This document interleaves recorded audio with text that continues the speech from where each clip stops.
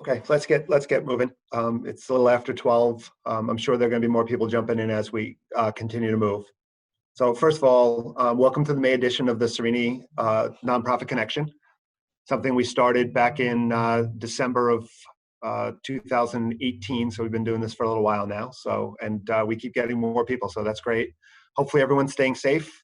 I'm looking forward to the day when we can get back to doing things in person and being around people again. This is very, very frustrating for me to be sitting in a room all by myself and not being able to be around other people. But hopefully that'll come soon. And until then, we'll continue to do these things virtually. With all the stuff going on in terms of virtually and everything happening with the pandemic, we're finding that a lot more nonprofits are up against a lot more people who are online now and who are pushing out information. And the hard part has been about how do we get our word out there? How do we get our messaging out there? And that's why we invited with us today Sherry Goldman of Goldman Communications Group. She's going to talk a little bit about nonprofits and how they can effectively tell their story and how they can get their messaging out there. Again, especially with all of the commotion and everything that's happening right now online. So welcome, Sherry, and thanks for doing this. Thanks for having me, Ken. It's nice to be here from my living room. So before we get started, why don't you share with us a little bit about how you work with the nonprofit sector and what you do for them? Sure.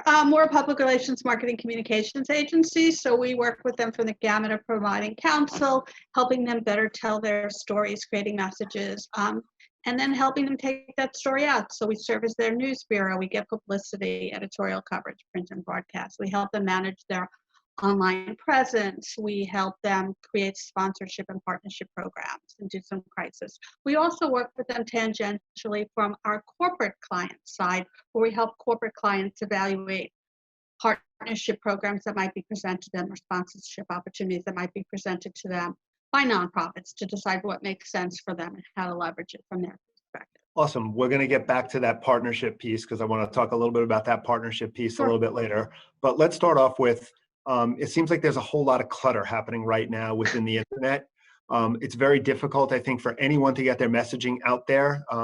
Yes, people are spending more time online than they have in the past. But again, there's just so much more information that's being pushed out. And I see my inbox is, I'm getting twice as many emails as I ever got before. What can nonprofits do to separate themselves from everyone else and to kind of have their message heard? I think the thing is to take a step back because the internet is crowded and there's a lot out there. It's probably more from the pandemic, but it's going to only continue to get worse because as more and more people and businesses transition online. So it's to really, number one, understand who your audiences are and why do they need to hear your message.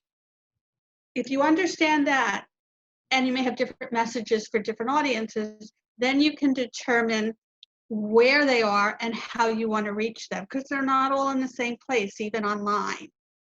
That being said, I think companies or nonprofits need to first look at their online presence. So what does your website actually look like? Is it current? Is the information there 2 years old?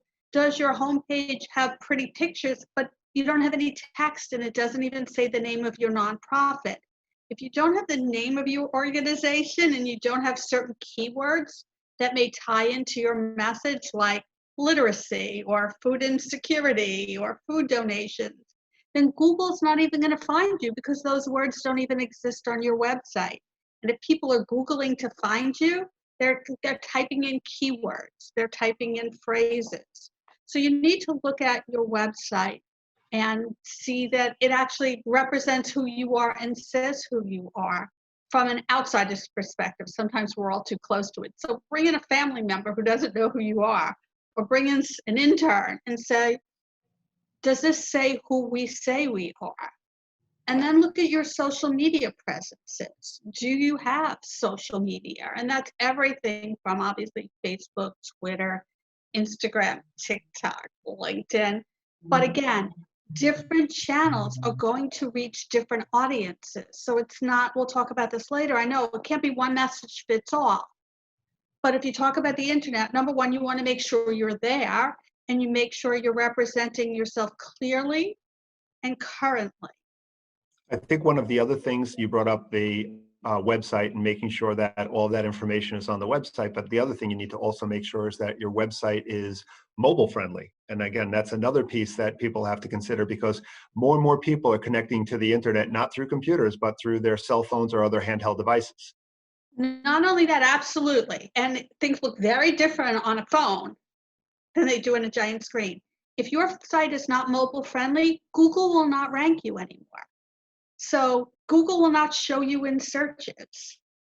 If your site is not mobile friendly, they're pushing people in that direction. That does require, obviously, you have to have a new site built, but you want to have that there easy. The other thing you should really think about is hashtags. If people are searching, and we'll talk about this, I know, a little bit later, what hashtags are you putting on your social media and on your website so people will find you? If they're searching hashtag literacy, hashtag food donation, hashtag Alzheimer's. If you don't have them, you're not coming up.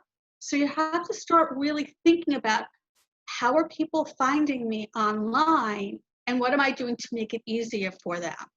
All right, so let's talk about a couple different questions or comments here. Sure. Well, first of all, we talked about the need to also make sure that you're mobile compatible, but you also have to worry about on the new rules and laws and everything else also that you're ADA accessible. So that's the other Absolutely. piece that has to come into play also, and to ensure that you're ADA accessible.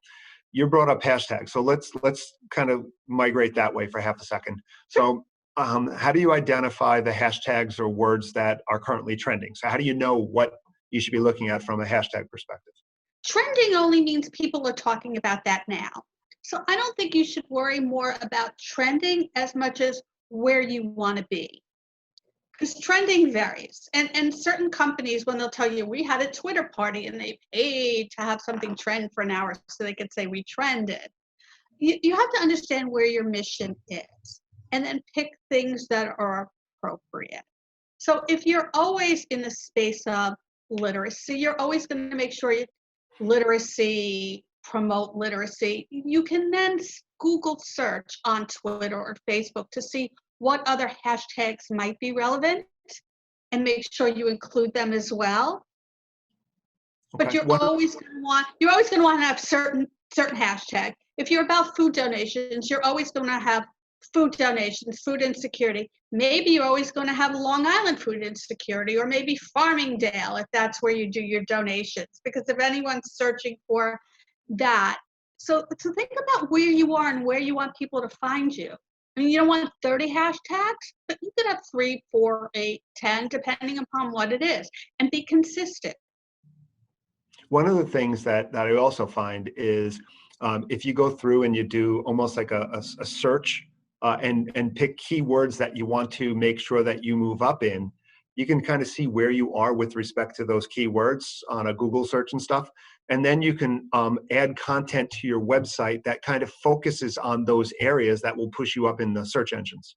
Well, you should always have a Google alert set up for your organization and the name of your executive director and the name of the program you have, and see if anything's coming up. But that goes back to what I said initially, which is, what does every page on your website say? People, number one, don't read your website in order, but if the name of your organization is only on your homepage, but every other page says we, Google's not picking that up.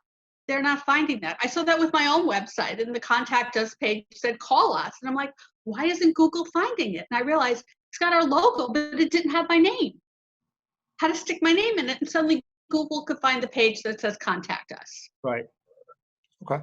And again, I think that that's all important. When we look at where we are now and in today's environment, I mean, obviously everybody's homebound or kind of functioning a whole lot differently because of the COVID pandemic. How does messaging change now in the current environment we find ourselves in? Or really, should there not really be a change in messaging, and messaging should just really be the same all along? No, I think messaging needs to change somewhat because the ask needs to change now based upon what it is. I think a lot of nonprofits, especially, their message is always their mission. And right now, missions are good, but people want to know that you are making a difference. They want to see actually what you have done or are doing right now in their community.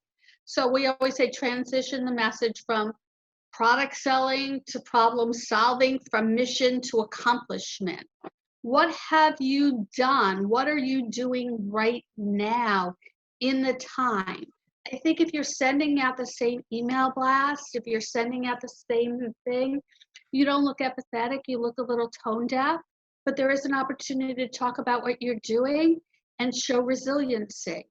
There is an opportunity to say, we may be closed, but here's what we're still doing, even though we're not there. Or we are one of the essential organizations that's continuing to work, and here's how we're making a difference in the community. So talk about what you're doing now in this window instead of what you always do, what your core mission is. I think it's not a time for that. And Okay, the other so thing I would right. say, hey, if you've done some regular social media posting or you've done your weekly e-blast and it goes out Tuesday nights at 8 o'clock because you figured people came home from work and ate dinner and then sat down in their computer, people's schedules have changed now. Tuesday at 8 o'clock, maybe people will have family time because they've been working from home and homeschooling kids. So you might want to look at changing up the times that you send some regular communications to adapt it to people lifestyles have changed, people's schedules have changed. So People you're view saying social media different and other things, and you want to kind of tweak and look accordingly. so you're saying you want to look at the analytics of what's happening Absolutely, if you got and that. see how those. Yep. What people were doing in January, schedule wise, what was good timing is not working in April and May. Okay. So people need to relook at their analytics, try, experiment, see what Yeah. works, see what doesn't work, and see. Yep. Okay. Good. Um, what format should messaging take? I mean, I've heard a lot about the fact that we're moving more and more towards a video world, and people want to see more videos. People don't necessarily want to read as much. What's your take on that, and Well, what do you people say? have short attention spans. That Sorry, being what? I'm sorry, I said, wasn't paying attention. I said, What? exactly. My students say that too. Um, that being said, I mean, videos are a picture's worth 1,000 words, right? So pictures and videos are great. But if the script for the video is not great, then it's still not telling your story. Okay. If you have a video and you're not directing eyeballs to it, then it's still not telling your story to the audience you want to tell it to.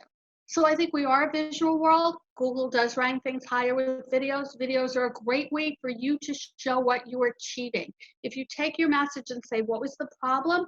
What's our action? What have we done? Our solution? What problem have we solved?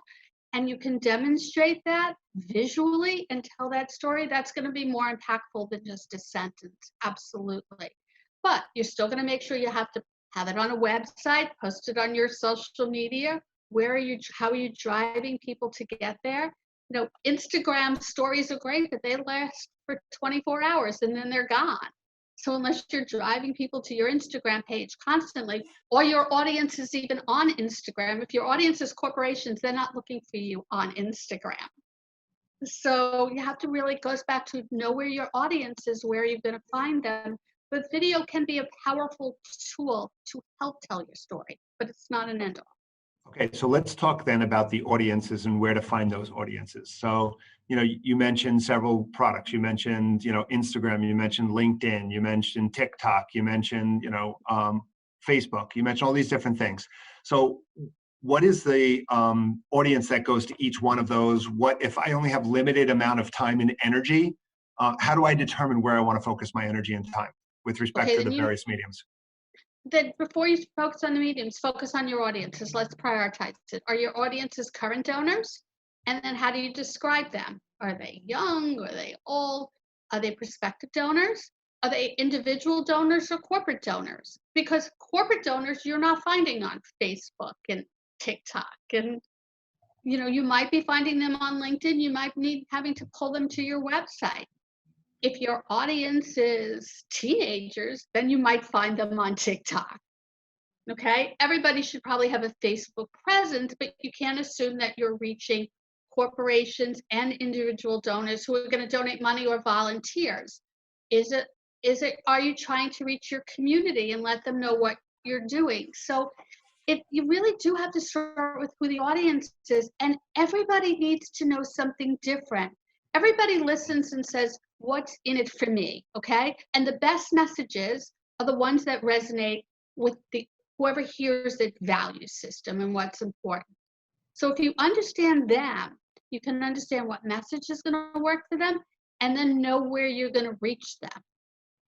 All right, so it's going you might actually then have to do multiple messages or across You different platforms. absolutely do. And I'll give you the example of Nike sneakers, which has nothing to do with nonprofits. But if they're coming out with a line of sneakers and it comes in 32 colors, okay, that might resonate with people in the suburbs who are wearing them with fashion. It's not going to resonate with somebody who's running a marathon. As a matter of fact, it would turn them off. The technology of the sneaker is going to resonate with the marathon and will turn off the person in the suburbs who's wearing it in fashion. One product, they need totally different messages to sell that same line of shoes. So how So a does the, nonprofit, go ahead. go ahead. No, you're going to answer the question. Go ahead. So a nonprofit, if you're asking someone to volunteer time, that's a very different message than to donate money. For a corporation to support you is a very different message. For current donors, it's very different than a prospective donor. And again, are your donors adults?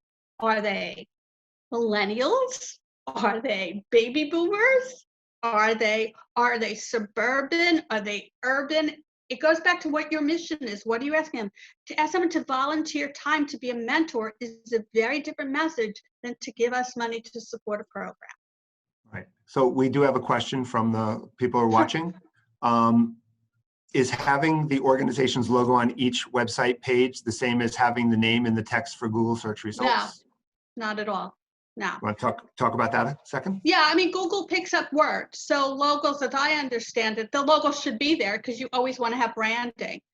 But just make sure when you write the text that if somebody only came to that page, because not everybody reads from home through. If everybody came to that page, they have the name of your organization, a few keywords about what you do, and then the topic. So sometimes when you write a website or you look at it, it seems very repetitive. You're like, I said this on this page or this page. Yes, writing websites is repetitive. But you have to assume that if that's the only page they read, they have those key things.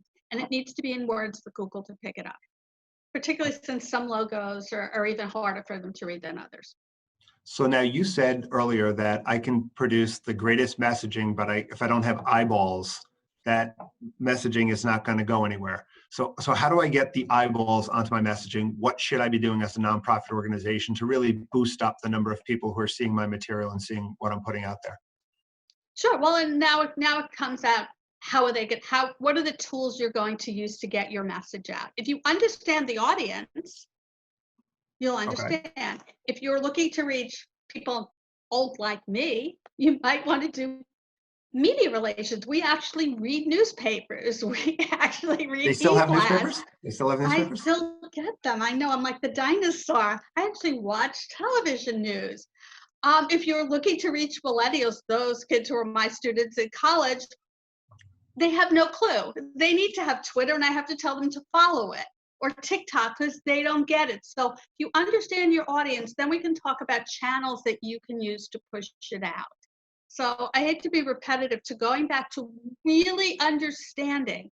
And then we can say, where can we reach those people? And you're always going to overlay that with your online presence, because no matter what, we'll talk about this, I know, a little bit later. If you're pitching a reporter, one of the first things they're going to do is Google you and look at your website and make sure you're credible. They're going to check you out. The same way when you look for a job, someone's going to go to LinkedIn and check you out. So you always want to have that as you start to push out. So really the first step then is to create a strategy, a marketing strategy in terms of how you're that going would to be push great. yourself. Yeah. How are you going to push yourself? I'm assuming a lot out? of your organizations have them, but it may be time to revisit it, because maybe they created it 10 years ago. Maybe they just kind of started and it was like gangbusters and things are working, but they can work so much better. And I think, as you said, if they started 10 years ago, today's environment is so much different than it was 10 years ago. What worked 10 years ago Absolutely. is not what's working today. And if you look at the direction of where, nonprofit giving and everything else is going, there's a whole lot more money coming in through virtual giving and everything else. So, if you're not um, connecting with people virtually, you're missing a big opportunity. Right.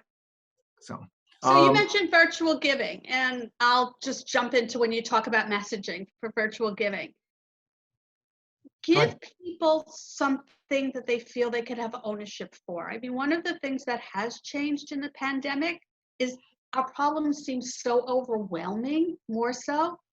What can I do to make a difference? Or, anything I can do is going to be a drop in the bucket. It's not going to matter.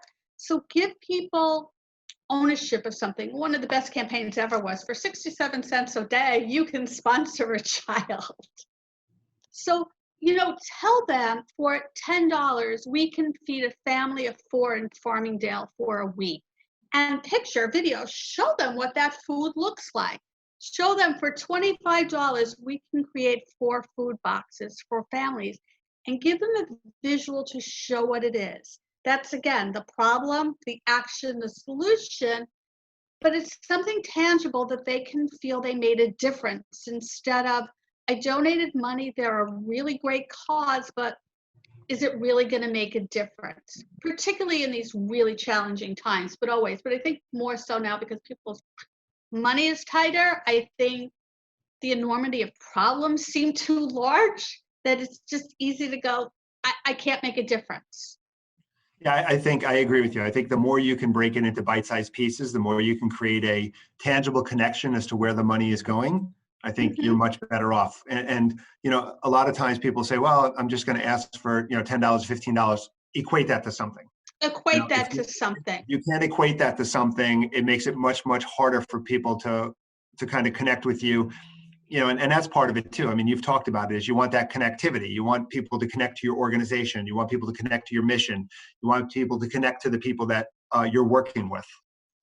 Yeah, and remember, as an individual, and we'll even talk about this in corporations later, I'm getting asked by every organization under the sun, right? Between to donate money. So, and in the perfect world, I'd love to, but I can't. So I'm going to donate money to things that, what's in it for me? What's nearest and dearest to my heart or my family? Where am I going to feel that no matter what I can do, I can make a difference? So if I understand that $25, instead of just going, it's going to support $100,000 or $1 million organization, and they do great work. But man, I fed a family of 4. I can feel good about it. I know that it did something good. And I'm going to be more apt to move to action. Because it's So, all about creating something that's manageable, obviously a deadline, quantifiable to move me to action. The so general calls don't work as well. And I think they get more complicated as more e-giving is online, is virtual, as people are busy, is just more. So this goes back to, I think, one of the questions I had, and I think you kind of partially answered it, but we talked about the views and how do you get those views, but then once you get the views, how do you convert them to action, volunteerism, donations, advocacy, whatever it happens to be. So it's that connectivity that's going to do it. Is that what you're basically saying? It's a piece of it, the connective. Be very specific about the ask, okay? We Sure. need 5 people to donate an hour's worth of time this week, or 20 people to help us build a house in Farmingdale. And then you can document that along the way. Here they are. Here's our 25 people that came to donate an hour. Thank you, 25 people, for donating an hour. We built this. It becomes tangible. If you say, please donate or volunteer your time, well, how much time do you want? What am I going to do? Tell me what you need me to do. You need me to show up on Saturday to deliver food for 3 hours? I can probably do that. So That's it's manageable. I can make that commitment. Donate $25 to help get books to 5 families while libraries are closed. I can manage that. I can put parameters around it to understand that I see the beginning, I see the solution, and I get it. and it's manageable, it's tight, and it resonates to me. If I'm not into literacy, that call won't matter, which is why it goes back to understanding who your audiences are. But Okay. So you talked about also several times, you said on several occasions, what's in it for me, what's in it for me, what's in it for me, what's the social return on investment? I Okay. hate to say that, but everybody hears that no matter what the message. That's what people hear. What's in it for me? Why does it matter to me? Let's stop these. Why does it matter to me? You know, there's a million phenomenal organizations out there. I'm going to choose to give money to the ones that are nearest, dearest to my heart, whether it's breast cancer or the local baseball team or my synagogue. It's because it matters to me. It's not because one's better than the other. It's because you choose to support the things and causes that matter to you. So the message matters. So I agree 100%. And I think I take it that even one step farther. And you kind of said earlier, and I said we'll come back to that, the business partnerships and stuff. Okay. You know, and again, this is where I'm kind of going with this. I think a lot of times, you know, from a business partnership perspective, and a lot of people who have heard me speak have heard me say this over and over again. One size does not fit all. You know, you can't say that, you know, I'm looking for you to sponsor my golf outing. Somebody comes to me and says, I want you to sponsor my golf outing. They're wasting their breath because I hate the game of golf. I will never play the game of golf. That's not going to appeal to me whatsoever. So I'm looking for something that's going to better fit into what I'm interested in. And then I'm willing to partner with you. So you want to talk a little bit about maybe business partnerships and how do you message in terms of approaching businesses? Because I evaluate that. I help them from both sides. I help clients evaluate or find private sector partnerships. Okay. First of all, there's no bad organization. And as a company, they are hit by every organization imaginable to donate to golf outings. If they've got 25 employees, they have 25 employees internally saying, please match. We gave money to our college. We gave money to our synagogue. We gave money to breast cancer, to the Alzheimer's walk. So it becomes, they can't say yes to everyone. So how do they choose? If you understand the corporation right, if you understand what their mission is, if you understand what their community is, if you can find one that aligns with yours, and then create a program. So they want ownership of something. And I say that because they're going to want to promote this as part of their corporate social responsibility program. Okay. They need to promote it to their board of directors or their executive committee. They need to tell it to their clients, their prospective clients, their employees,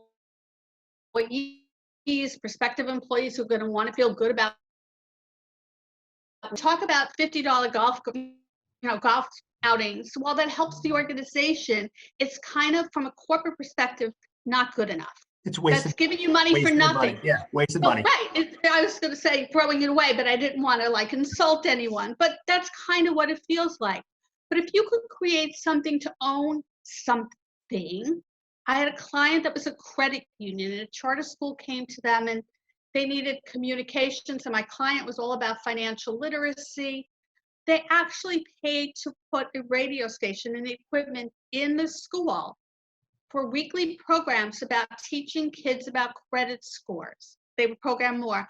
Their name was on the door. So it was the so-and-so's radio station at the charter school.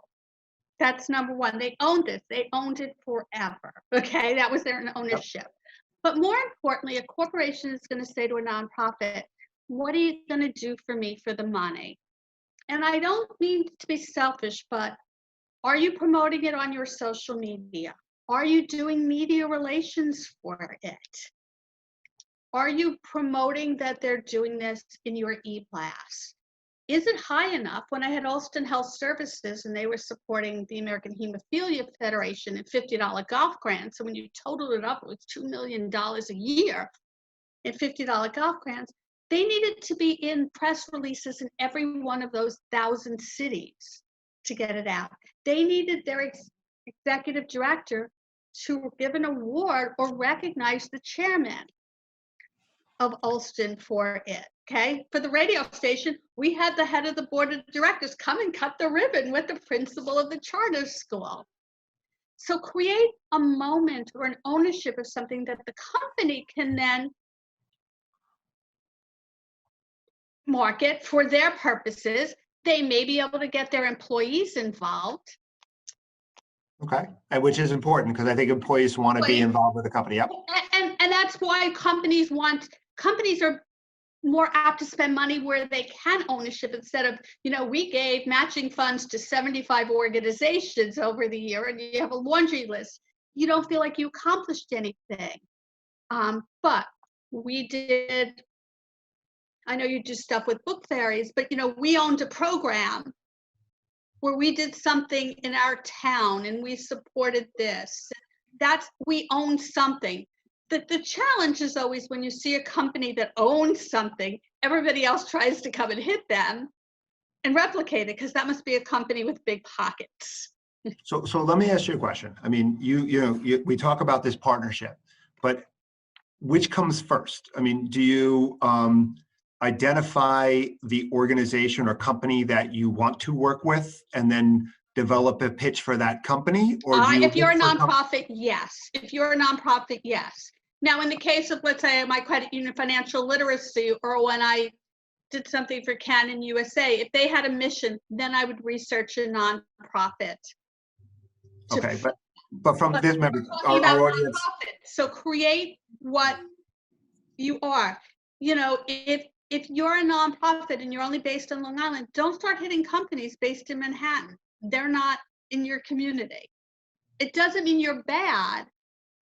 Your mission's not bad. What you're doing is not bad, but they're going to do something where their central core is. If you're building homes, it could be Lowe's or Home Depot or a manufacturing company that builds, some home product on Long Island. There's a match, but you have to find it. It may not be everyone. So from match is really key, which involves a lot of research on the nonprofit side before they go. There's no question.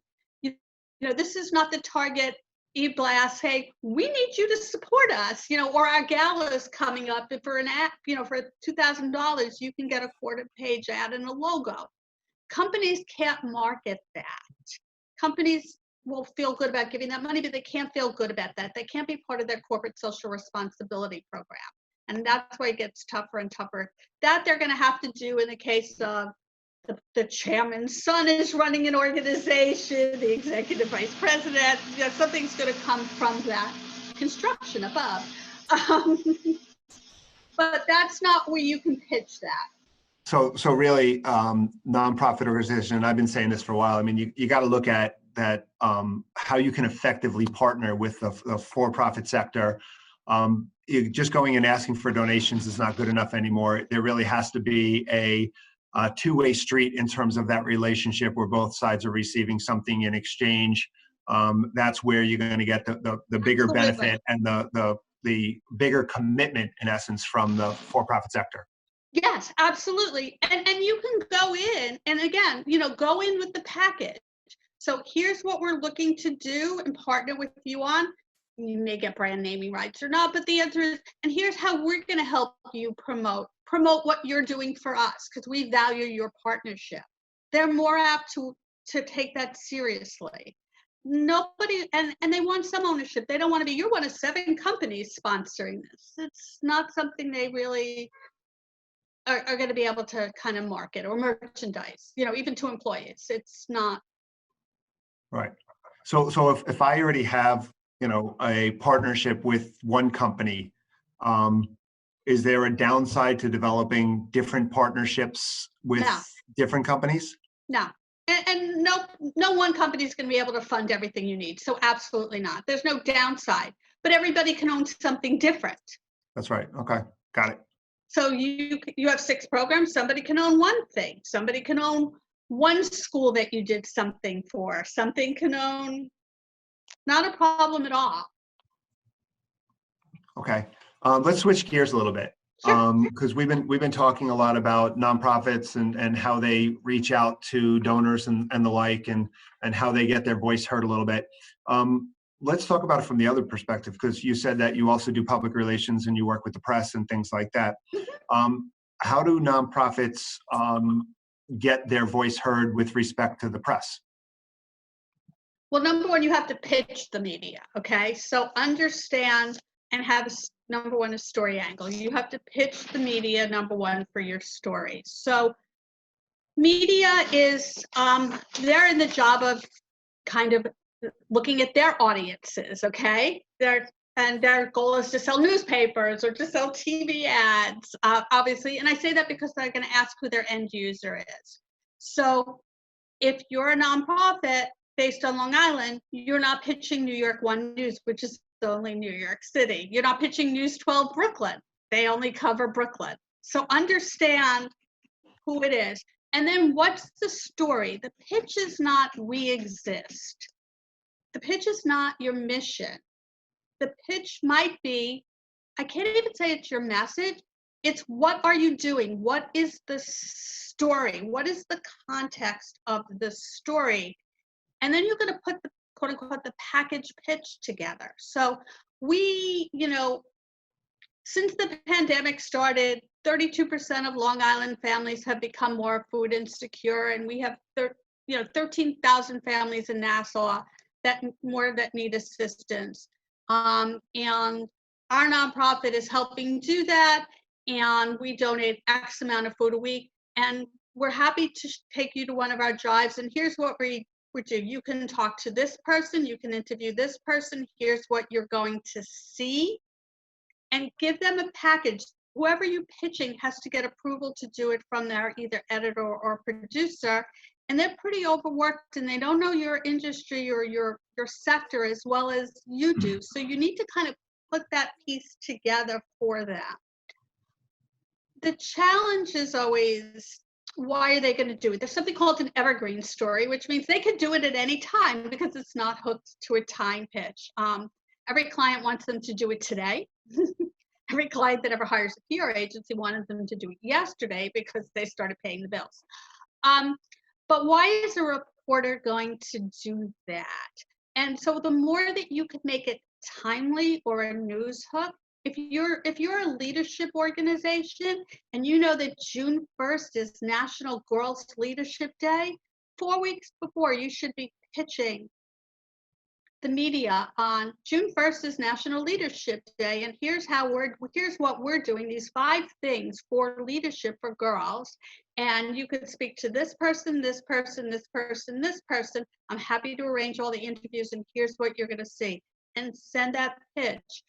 Because even feature-ish kind of stories work on a lead time. It's a lot of work to pitch the media. But it's not right about me. It's right about the issue, or here's what I'm doing to make a difference. And the more that you can broaden it even beyond you, so even if you say we're one of 2 leading organizations, everyone wants to be the only one in the story, but media doesn't want to give you a free ad, so to speak. So if you could be part of a story with 2 organizations, you're more apt to get covered. So how do you even reach the people that you need to reach? How do you know who it is you're supposed to reach? And then how do you become front of mind for those individuals going forward? Okay, well, 2 things. How to find the person, you're going to have to do research and find out who their beat is. Right now, everybody's a COVID reporter, but otherwise, there are directives, but you can look on websites or make phone calls and say, figure who it is. If you're in Farmingdale, who covers Farmingdale for Newsday?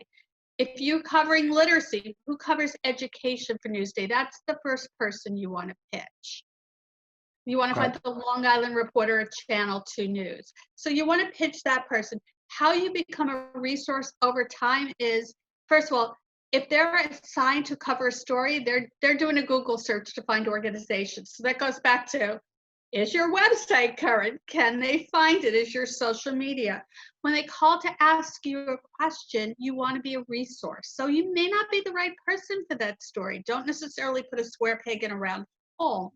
But if you could be a resource and say, listen, we do this, but so-and-so does that, they may be better attuned, they're going to keep coming back to you because reporters come back to people who help them, give them information, even if it's not only about them.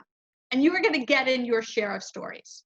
So I think this also comes back to what you said. You said keep your website updated. So if you know you're going to be doing a pitch about a specific topic, then you want to put some articles or some information on your website so that when someone does a Google search, they're going to find you. Yeah, absolutely. And you're your social media. So if you say you're doing this, and now on your social media, I see pictures of you're doing this and you have program, you look vibrant, you look engaged, they're more apt to come to you. Okay, so it's all a cyclical thing, not cyclical, but I mean It's all it's all, intermeshed. yeah. Yeah. Okay. You have another question. In light of the Okay. economic atmosphere because of the pandemic, are there different strategies in asking for corporate dollars? Do you think sponsorships will be forthcoming? How can we frame our ask to reflect that we want to help them as well? So basically, everybody's having trouble in the marketplace because of the pandemic. How do we go and ask people for money when, they're suffering too? I think, listen, that's going to be a challenge, and it may be taking a little bit of a pause. And I know sometimes that's difficult for nonprofits, depending upon when their fiscal year ends or when their annual, donation drive is. I think asking for money right at this moment may be more challenging, but it's going to pick back up in another month or two when everybody goes back to work. But again, targeting your Can I ask. get a guarantee on that? No, I wish. I'd like to get out of my living room.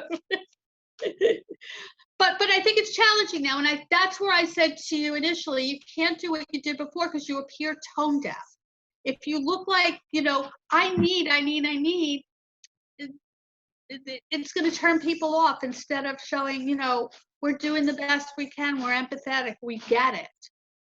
So what are the things that we didn't talk about should nonprofits be thinking about when it comes to the whole aspect of getting their messaging heard and getting out there? Leverage other people's influence and power. So what you are doing or what you do get, make sure you share it.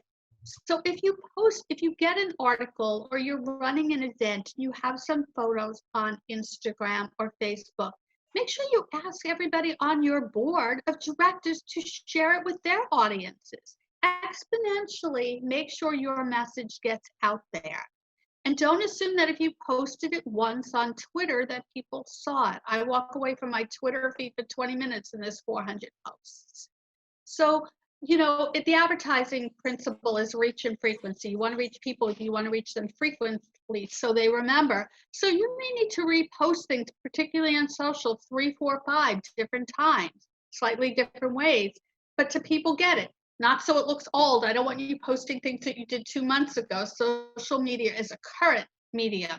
But if you post it on Monday morning, you could still repost it Monday night and Tuesday afternoon and Wednesday in the middle of the day. And then ask your board to share it and tag people, send it out. Thank people. There's a way to engage conversations. Thank you for coming out, and put their names in it. So then their audiences see it. Organizations only have so much resources and so much time. How much time should they be devoting to this whole area of, social media, and how do they divide up that, little bit of time they have? I can't answer that. I would call social media a piece of marketing communications, okay? I don't even call it public relations. It's marketing communications. And I would think organizations need to spend a substantial amount of time on marketing communications. It's great to do the programs you do, but marketing communications is going to help drive your development. So maybe it falls in tandem with development, not underneath it, but in tandem with it.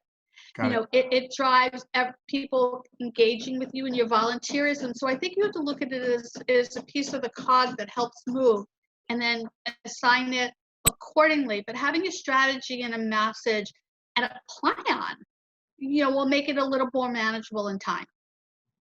Awesome. This was great. We're running out of time. How can